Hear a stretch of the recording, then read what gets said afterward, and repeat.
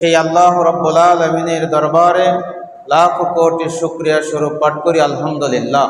দরুদ বর্ষিত হোক নবী মুহাম্মদ রাসূলুল্লাহ সাল্লাল্লাহু আলাইহি ওয়াসাল্লামের প্রতি, সকলেই পাঠ করি সাল্লাল্লাহু আলাইহি ওয়াসাল্লাম। সমাজের মানুষকে এটা চোখে দেখে না, হেরোইন গাঁজা বিক্রয় হয়, খায়, পান করে, চোখের সামনে দোকানের সামনে বসে থেকে পান করছে। সমাজের সচেতন মানুষ চেয়ে চেয়ে থেকে খালি দেখছে।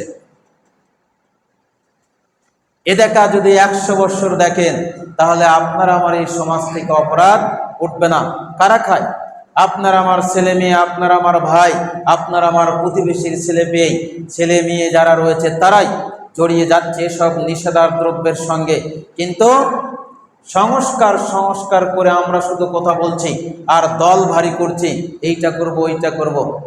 আল্লাহর এই বিধানের সঙ্গে একত্রতা ঘোষণা না করা পর্যন্ত আপনার আমার সমাজ থেকে এরকম অপরাধজনিত কাজ এবং অপরাধী সমাজ থেকে দূরীভূত হবে না। দূরীভূত করতে চাইলে আল্লাহর এই কোরআনের আয়াতের দিকে আসতে হবে, রাসূলের আদর্শের দিকে আসতে হবে। যদি না আসে, পশ্চিমকালেও আপনার আমার সমাজের মানুষ না, আপনার আমার ছেলে মেয়েই ভালো হবে না। অন্যের ছেলেকে ভালো পরে করেন, নিজের ছেলে মেয়েকেই ভালো করতে পারবো না। আরও নিষেধার দ্রব্য চলে এসেছে। এখন ইন্টারনেটের যুগ, সব নেশা একরকম হয় না, নেশা বিভিন্ন হয়। যানবাহন একরকম থাকে না, যানবাহন বিভিন্ন রকম হয়। যুদ্ধের অস্ত্র একরকম থাকে না, বিভিন্ন রকম হয়। তো বুঝতে হবে, আপনার আমার সমাজ এক সময় মদ উৎপাদন করত, সেগুলো গিলাসে গিলাসে জগে জগে পান করত। এখন ওই গিলাস জগে পান করা লাগে না। এখন গিলাস আর জগে পান করা লাগে না, পেয়ালায় পান করা লাগে না, ট্যাবলেট খেলে হয়ে যায়। একটা করে ট্যাবলেট খেলে হয়ে যায়, হোক প্যারাসিটামলের সমপরিমাণ বা তার চাইতেও ছোট। এক প্রকার আছে রিবোফ্লাভিন, ছোট ছোট যে ট্যাবলেট, বড়ি, এরকম নিষেধার বড়ি খান। এখানে হাত মাখে না, পাও মাখে না। কোন সময় আপনি মুখে দিছেন, টের পাওয়া গেল না। কেমনে ধরবে এই অপরাধীকে? কেমনে ধরবে? এর উৎস কোথায় থেকে উৎপাদিত হয়, এইটা রাষ্ট্রীয় যারা রয়েছে তারা জানে। রাষ্ট্রীয় যারা গোয়েন্দা বিভাগ রয়েছে, বাংলাদেশের কোথায় কোন জায়গায় এই জিনিসগুলো উৎপাদিত হয়, কারা সেল করে, বিক্রয় করে, এ পর্যন্ত তারা জানে। হয়তো আপনার মতো কিছু মানুষ বা আপনার চাইতে কিছু খারাপ মানুষ যারা সেবন করে, এতদূর পর্যন্ত আসতে পারে না। যদি যারা চেষ্টা করে, ঘরের এক কোনায় বসে থেকে যে সেবন করছে তাকেও ধরতে পারবে। যেখান থেকে সূত্র হয়েছে বিক্রয়ের, সেখান থেকে ধারাবাহিকভাবে যদি রাস্তা ধরে, আপনার আমার ঘরের কোনাও যদি কোনো ছেলে পান করে, ওকে ধরা সম্ভব। তা আল্লাহ বলছে, এইটা আমি হারাম করেছি, তোমরা দেশের মানুষ কেমনে এটা হালাল মনে করো? আল্লাহ বলছে, আমি হারাম করে দিয়েছি মদকে, সুদকে, জুয়াকে, ভাগ্য নির্ধারণকারী জিনিসকে, সেগুলো তোমরা কেমনে হালাল মনে করো? আর এইটা যতদিন হালাল মনে করবে, এতদিন পর্যন্ত এই রাসূলের যে রহমতের কথা বলা হয়েছিল, এই রহমত তোমাদের উপর আসবে না। ওমা আরসালনাকা ইল্লা রাহমাতাল লিল আলামিন, বলছে নবী মুহাম্মদ রাসূলুল্লাহ সাল্লাল্লাহু আলাইহি ওয়াসাল্লামকে আমি তোমাদের জন্য রহমত স্বরূপ পাঠিয়েছি। এই রহমত কেমনে পাবেন? খালি মসজিদে এসে 5 ওয়াক্ত সালাত আদায় করবেন আর মনে করেছেন যে আমি আল্লাহর এবং আল্লাহ রাসূলের আদর্শ বাস্তবায়ন করছি, আর আল্লাহর পক্ষ থেকে আমার প্রতি রহমত খাস করে নাজিল হবে। আপনার ডানে বামে যে অপরাধ করছে তাকে তো আপনি থামালেন না, থামানোর কোনোদিন চেষ্টাও করলেন না। আলহামদুলিল্লাহ, সমস্ত প্রশংসা আল্লাহ রাব্বুল আলামিনের জন্য। দরুদ বর্ষিত হোক নবী মুহাম্মদ রাসূলুল্লাহ সাল্লাল্লাহু আলাইহি ওয়াসাল্লামের প্রতি।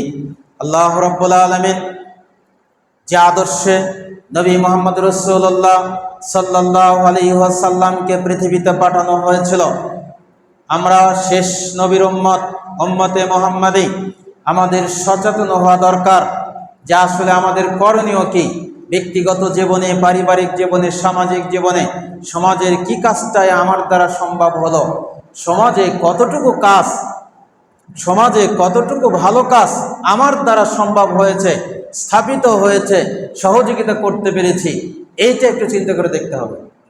বয়স তো হয়ে গেল ৭০, মায়ের গর্ভে থেকে বের হওয়ার পরের থেকে যেভাবে চলছেন। কিছু কিছু সময়ে ওয়াজ নসিহত শুনেছেন, সালাত আদায় করতে হবে, সিয়াম পালন করতে হবে, করছেন। আরো কিছু সামাজিক কাজ যেগুলো আপনার দ্বারাই করা সম্ভব কিন্তু করছেন না। এই অপরাধগুলো দমন করবে কি? যেটা এর আগেও বলেছি, গান বাজনা বাদ্য বাজানো হয়, চায়ে চায়ে দেখি, নিষেধ করি না। এখানে না বাজলে হয়তো প্রতিষ্ঠান নাই। আপনার গ্রামে বড় কোনো প্রতিষ্ঠান থাকলেই বুঝতে পারতেন কত রকমের গান বাজনার ঢাক ঢোল সেখানে পিটানো হয়। থাকলেই বুঝতে পারতেন ইমান কত দূর, মানে ইমানটা আপনার কতটুকু শক্তিশালী। আপনার আশপাশে বেদাতে নেই, হিন্দু নেই, থাকলেই বুঝতে পারতেন আপনার ইমান কতটুকু শক্ত। বলতে বলতে এক সময় বলে ফেলতেন যে না হয় ওরা যা করে করুক। এরকম করলে জীবনেও সমাজ সংস্কার হবে না। আল্লাহ রাব্বুল আলামিন বলছেন, আল্লাহর নবীকে বলে দিয়েছেন যে কোরআনের মাঝে যে হুকুম জারি করা হয়েছে তুমি তাদের মধ্যে ফয়সালা করে দাও যেভাবে আমি তোমাকে করতে বলেছি। আল্লাহ বলছেন তাদের মাঝে ফয়সালা করো যেভাবে আমি তোমাকে করতে বলেছি। এর ব্যতিক্রম যদি ফয়সালা তুমি করো তাহলে, আর মানুষের মন গড়া যদি ফয়সালা করো তাহলে আমার বিধানকে তুমি পরিত্যাগ করলে। এটা কার কথা? এটা আল্লাহর কথা। আল্লাহ বলেছেন আনিল হুকমু বাইনাহুম বিমা আনজালাল্লাহু ওয়ালা তাত্তাবি হাওয়াহুম। আল্লাহ বলছেন, হে নবী মুহাম্মদ রাসূলুল্লাহ সাল্লাল্লাহু আলাইহি ওয়াসাল্লাম, আমি আপনার প্রতি যে বিধান অর্পিত করেছি, যেভাবে মীমাংসা করা দরকার, সমাজে কোনো বিশৃঙ্খলা সৃষ্টি হলে সেইটা যেভাবে আপনাকে আমি শিক্ষা দিয়েছি সংশোধনীয় আনার, সেভাবে সংশোধন করবে। আনজালাল্লাহু ওয়ালা তাত্তাবিউ আহওয়াআহুম, যদি আপনি তাদের কথায় সমর্থ দেন, তাদের কথা মতো যদি এই বিচার ফয়সালাগুলো করেন, তাহলে কি হবে? ওয়াজারহুম ইয়াফতিনুনা আন বাযা মা আনজালাল্লাহু ইলাইকা, তাহলে আপনি এই বিধানের বিপরীত কিছু করে ফেললেন। এইটা আল্লাহ রাব্বুল আলামিন আল্লাহর নবীকে বলে দিয়েছেন। সমাজে কোনো বিশৃঙ্খলা হলে সেইটা দেখতে হবে আমি আপনাকে যে উপদেশ দিয়েছি সেভাবে সংশোধনী আনতে। সমাজের মানুষ একটা বলবে যেটা কোরআন এবং আপনার আদর্শের বিপরীত, তাহলে সেইটা করা যাবে না। তো এই আদর্শ যদি আপনি আমি ধরি, লাকাদ কানা লাকুম ফি রাসূলিল্লাহি উসওয়াতুন হাসানাহ, তোমাদের জন্য আল্লাহর নবীর ভিতর উত্তম আদর্শ নিহিত করা হয়েছে।